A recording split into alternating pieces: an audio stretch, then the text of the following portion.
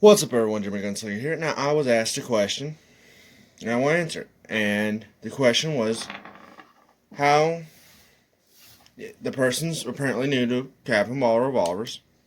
The person says, "How do you uh, de-ball your cap and ball revolver if you forgot to put powder in behind it? Uh, or dry ball? How do you undraw ball your revolver?" This is a throwaway. It's a little tougher. I accidentally dropped it into my cup of coffee when I was out there casting. So I just put myself in that situation. I've dry balled revolver. Nope, you see me put no powder in it because there is no powder in it. So first you have to disassemble your revolver so you can get your cylinder. Then you put your main body of your revolver over here. You're going to need your nipple wrench, a nail, or you can leave it flat or something, a thick piece of metal, pointed or not, something you can hammer on, and something flat, and you can hammer on. But as you can see, we do have a ball in there. You'll need a mallet, and then something for later. You'll see what I'm talking about here.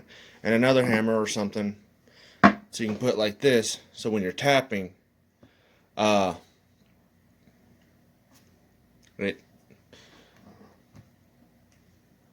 can fall out easier. That's the word I'm looking for.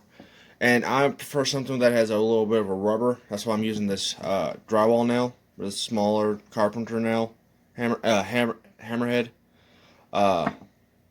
First, you want to remove your nipples. We'll remove the nipple of it. As you can see, that's the block chamber. Set that there. And take your nail. Take your mallet. I like to raise the nail up after each whomp. Oh, he doesn't. Then you have to sit there and try to remove that round ball off of it. And sorry about Facebook notifications. They always seem like they like to come through as I'm recording. Sometimes your nail is going to bend, so especially if you use the nail a few times.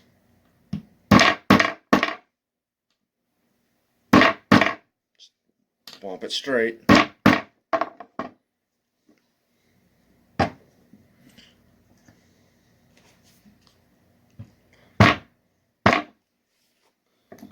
So you try to stick there after that second hit. But as you can see, we're getting closer. And there we are. See? Yeah, and because this was technically a water or coffee cooled round ball, it was a little harder getting it in there and a little bit harder to get out. This was one I would not shoot out of my cap ball, even though it is 20-to-1 lead, which it seems like it's fine, and it's,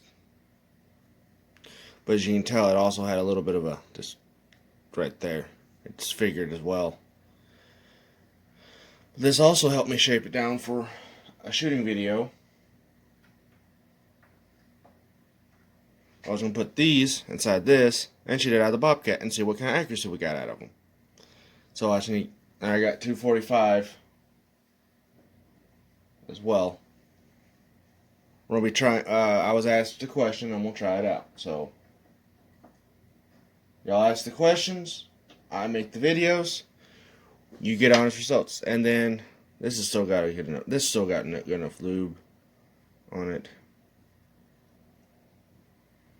Let's pick a chamber. Still got a lot of lube on it. That kind of anti-seize that I use, it doesn't take a lot. Yeah, and then you just put your nipple back on. And then return it to said revolver. And then you do it again and just be a little bit more mindful. But be careful, because you can wipe the heck out of yourself.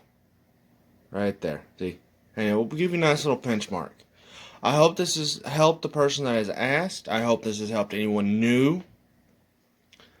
Or maybe even old school that just would take the nipple out and pour powder, get a little powder down there. It works, and I mean, you could put it right back up to that. You could put it on something flat, put it there, and then put powder behind it. That way, that's another way. I'll probably show that sometime. Probably when I'm out at the range, that way we can shoot it at the fun way, as the Black Powder Maniac shooter would say. And then just reset it on top of that powder.